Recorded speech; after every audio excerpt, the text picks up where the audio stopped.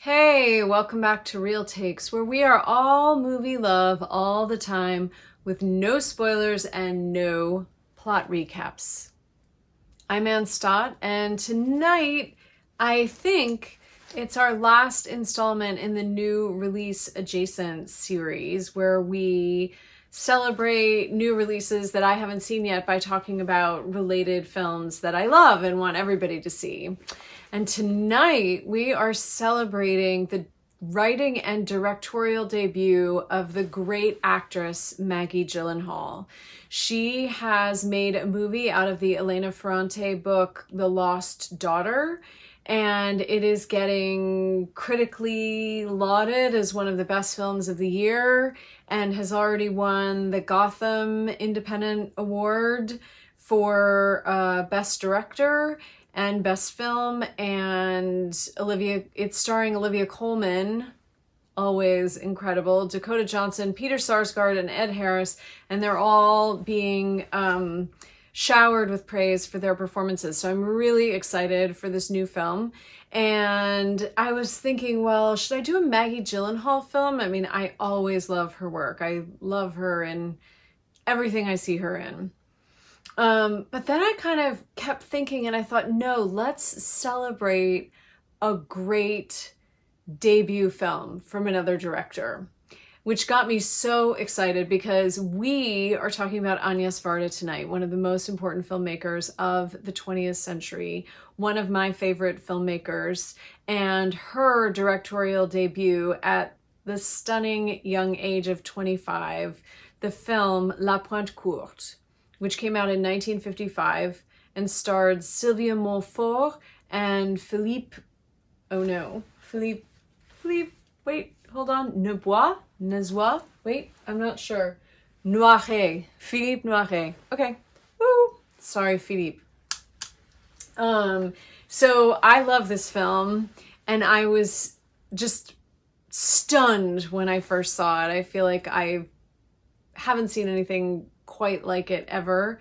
And certainly at the time, it was truly, truly original. So Agnes Varda was in her early 20s, in the early 50s, and she was actually a still photographer. And she had this feeling that the literary form had really taken, kind of plunged into all these exciting changes in the 20 years leading up to the early 50s, and that film hadn't really done the same thing. And she was reading The Wild Palms by Faulkner. And apparently in The Wild Palms, which I have not read, there are two different, technically unconnected plots going on. And the book is structured so that one chapter is one plot, and then the next chapter is the other plot, and then back and forth throughout the book. And she thought, wouldn't it be interesting to make a movie like that?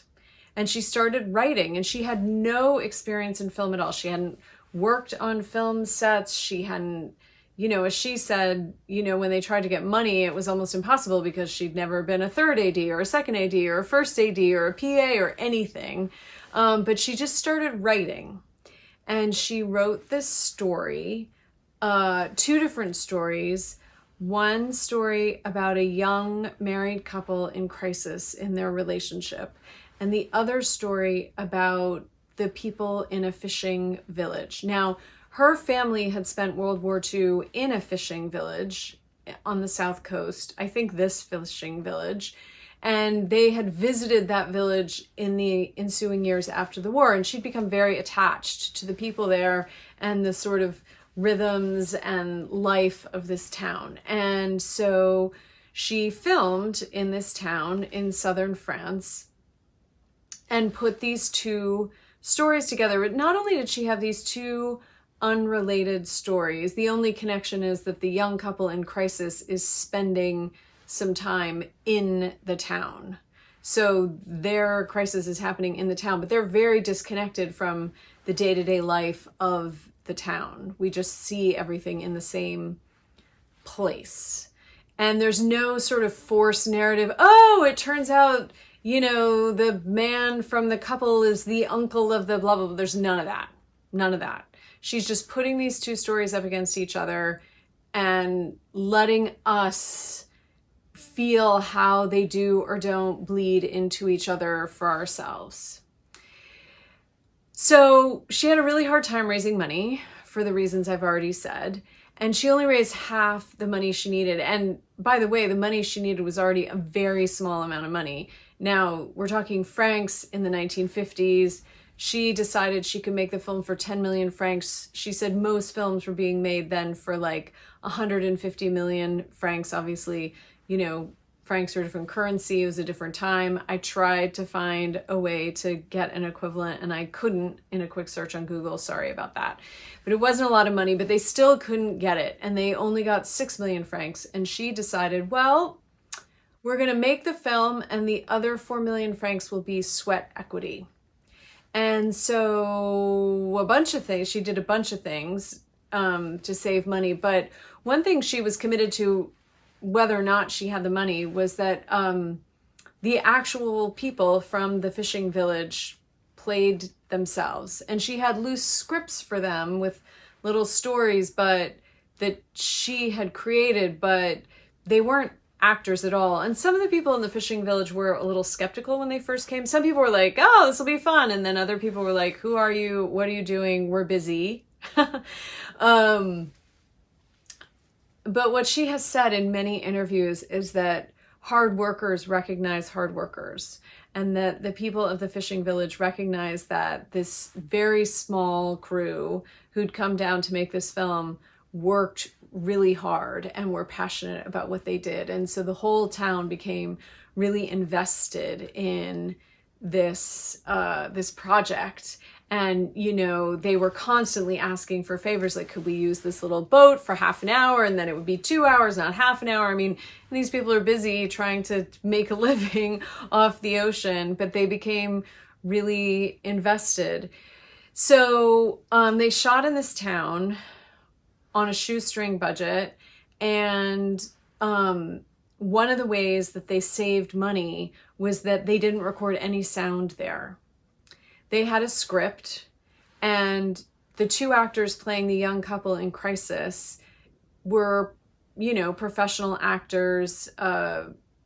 Philippe Noiret had been doing theater, and Sylvia Montfort had already worked with Jean Cocteau, and so they did their lines. But the people from the town who weren't actors, they didn't really know how to stick to their lines. So they had to have someone writing down what they actually said on camera. And then they took everything back to Paris and they dubbed everybody's lines in there. And obviously for the young couple, they used the actors who had actually been on set. And for the fishing people, they used actors in Paris. And apparently the people from the village were a little upset that it wasn't their voices when the film actually came out, but they just had to do it to save money. Another layer that Agnes Varda brought to this film is that not only were there these two technically unconnected plot lines moving forward, sort of the life of this village and then this young couple from Paris in crisis, but she approached these two different storylines with very different cinematic styles. So the young couple in crisis is filmed in a very stylized, sort of avant-garde manner. The acting is very flat affect. There's a kind of, you can really see her history as a still photographer in this part of the film, and that the shots are very specific and again stylized. There's just a heightened sense of style about everything happening with the young couple. And then for the part of the film that's about the fishing village, it's much more like documentary style. It's still beautiful, and sort of lyrical and poetic, but we're much more like fly on the wall, watching things as they happen. There's a much looser feeling about how the village story is told. So not only are we having these two narrative stories coming up against each other, and she just goes back and forth between them, but we have this stylistic contrast happening between these two stories. And I find it really exciting. And she brought in Alain Resnais to edit the film, who would go on to have a long, illustrious film career himself. His debut film was Hiroshima Mon Amour, which is another stunning debut film. And when he was an experienced editor, and when he came in, he realized, and she knew too, that this was a really special, unique project. And the key was not to sort of try to fix it or clean it up, but to let it be what it was. And I'm so glad they made that choice, because it's a truly, truly original piece of filmmaking. And, small note, she made it in 1955. She screened it at Cannes, but then no one would distribute it. And it wasn't until 2 years later that someone in Paris gave her a screening, and they screened it as a double feature with a very popular film so people would come. And she said that at that time, all of the sort of Paris intelligentsia came to see the film, and it started to get this reputation and be screened in more places. But important to note that she made this film in 55, 54, 55. Then Truffaut made The 400 Blows in 59, and Godard made Breathless in 60.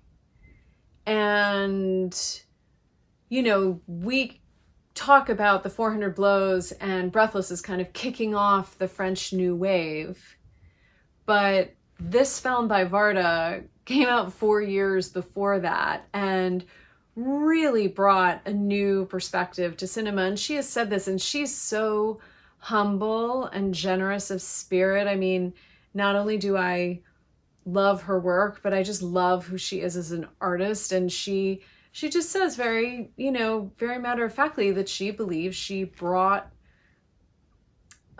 opened a door in cinema that hadn't been opened before.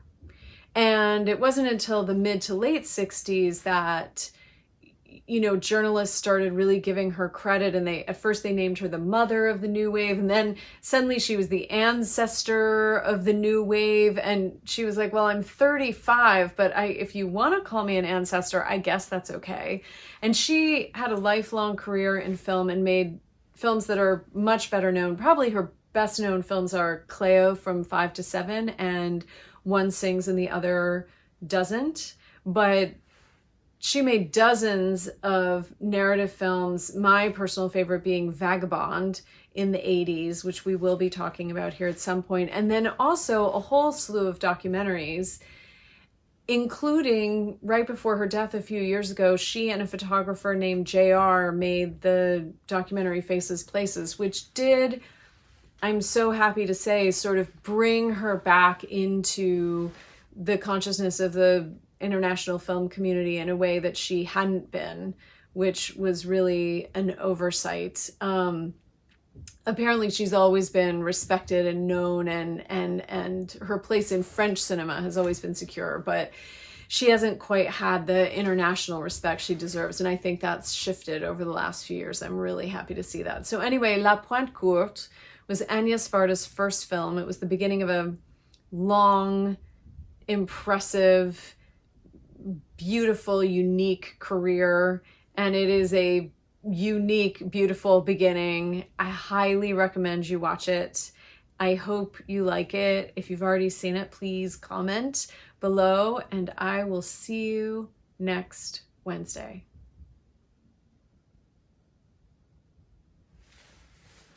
Thanks for watching Real Takes. Hit the subscribe button below so the algorithms will tell you when new episodes are out. And if you want to support Real Takes, please visit my Patreon page where you can join at any tier from $2 to $100 per thing I make. The $15 tier is specifically about supporting Real Takes, and you'll get behind the scenes information and be thanked in future videos. See you next Wednesday.